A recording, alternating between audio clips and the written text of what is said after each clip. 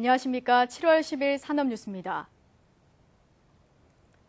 같은 모양의 제품들 속에서 사용자의 편의성을 높인 다른 디자인은 눈길을 끌게 마련인데요.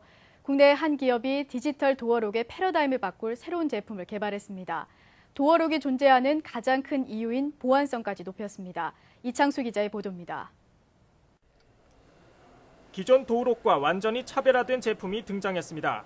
이 디지털 도어록은 손잡이를 없애고 당기거나 밀면 문이 열리도록 개발됐습니다.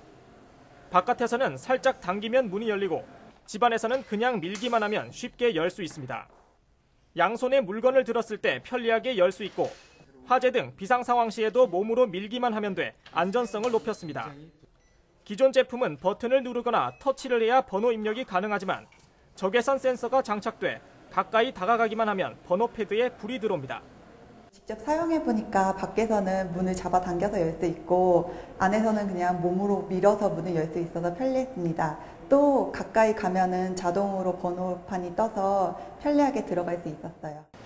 편리성과 동시에 보안성도 강화됐습니다. 함부로 뜯어내거나 분리할 수 없도록 손잡이와 본체는 일체형으로 제작됐습니다. 실내와 실외 간에는 별도의 CPU를 통해 암호화돼 있어 외부에서의 불법적인 해킹도 방지할 수 있습니다. 고령자와 어린이의 편의성을 높인 점도 눈길을 끌었습니다. 밀고 당길 때의 사용감을 부드럽게 하기 위해 3만 번 이상 시험이 이루어졌고 결국 최적의 제품이 만들어졌습니다. 보안성을 높이면 편리성이 떨어지고 편리성을 높이면 보안성이 떨어지는 게 일반적인 특징인데 이번 우리가 만든 푸시풀 도어록은 편리성을 한층 강화하면서도 보안성을 높이기 위한 노력을 했습니다.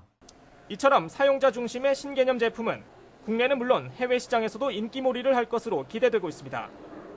덩달아 기존 제품의 틀을 깨는 밀고 당긴다는 발상의 전환이 전체 디지털 도어록 시장의 판도 변화를 예고하고 있습니다.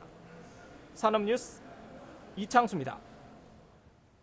옛날과 달리 첨단 과학 기술의 발달로 목재 사용처가 줄어들면서 목재 사업은 자연적으로 후퇴하고 말았는데요. 이런 가운데 새로운 목재 사용처를 자체적으로 연구 개발해 새로운 바람을 불러일으키는 중소기업이 있습니다. 김민지 기자가 취재했습니다. 43년을 목재와 생사고락을 함께한 중소기업. 건물 외벽 곳곳에 배어있는 나이테가 지나간 세월을 보여주고 있습니다. 이곳은 첨단과학 기술의 발달로 사양의 길에 들어선 목재업계에서 새로운 분야를 개척해온 중소기업입니다. 이 기업은 120종류가 넘는 특수목재를 수입해 가공품으로 만들어 역수출하고 있습니다. 500억 원이란 연매출이 기업의 가치를 증명합니다. 또한 원목부터 제재와 가공, 완제품 생산에 이르는 원스톱 시스템을 갖춘 국내 유일의 목재 기업입니다.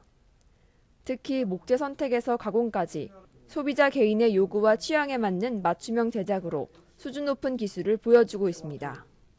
원목부터 제재와 완제품 생산에 이르는 모든 단계를 갖춘 노하우를 바탕으로 목재가 어느 원재료보다 경쟁력을 갖출 수 있도록 앞으로도 목재에 대한 연구 개발을 꾸준히 이어가겠습니다. 이 기업은 수준 높은 기술을 활용해 건조와 방부 처리, 난연재 개발 등 친환경 목재 가공 연구 개발에도 아낌없는 투자를 하고 있습니다. 신기술 개발로 부가가치 창출에 앞장서고 있는 중소기업.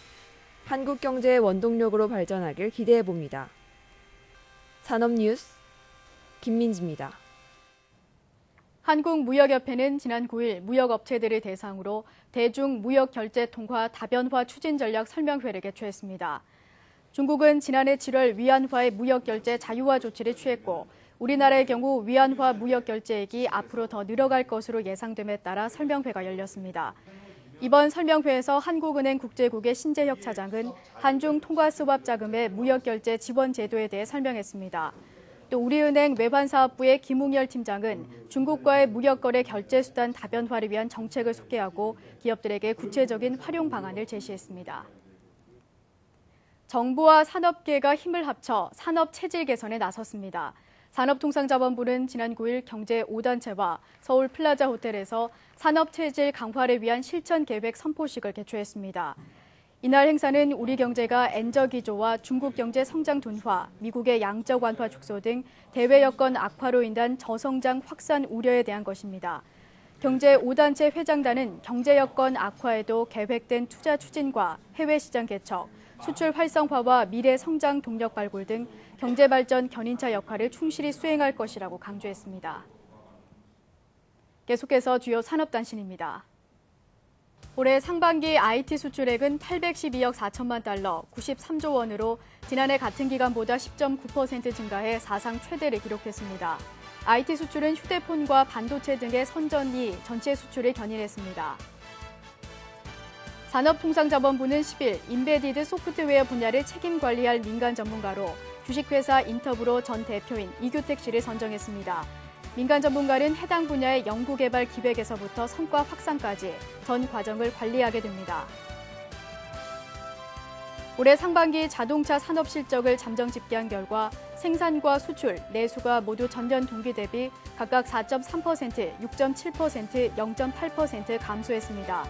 특히 생산과 수출은 국내 주요 완성차 업체의 근로시간 단축과 엔저 지속 등이 원인으로 분석됐습니다.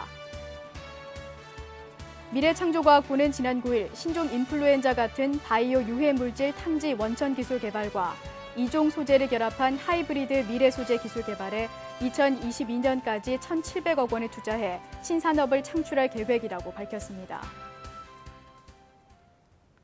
사양 사업으로 취급받던 분야가 때로는 유망 사업으로 거듭나기도 합니다. 후퇴한 목재 분야의 새로운 길을 개척한 중소기업처럼 끊임없는 노력이 무엇보다 중요해 보입니다. 이상으로 산업뉴스 마칩니다. 고맙습니다.